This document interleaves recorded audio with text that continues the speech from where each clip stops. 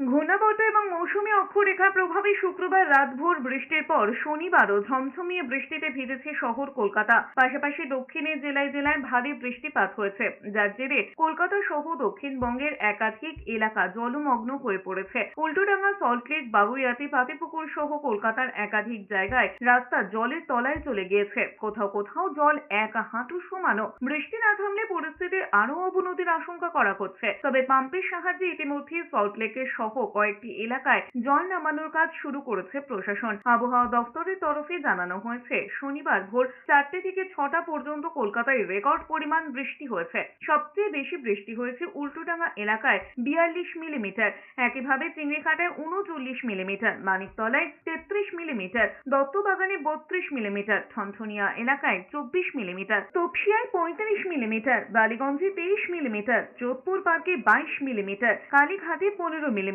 এদিকে নিম্নচাপের দাপটে শনিবারও ভারী বৃষ্টিপাতের আশঙ্কা করা হচ্ছে। তেমনটা হলে পরিস্থিতি আরো খারাপ হতে পারে বলে মনে করা হচ্ছে।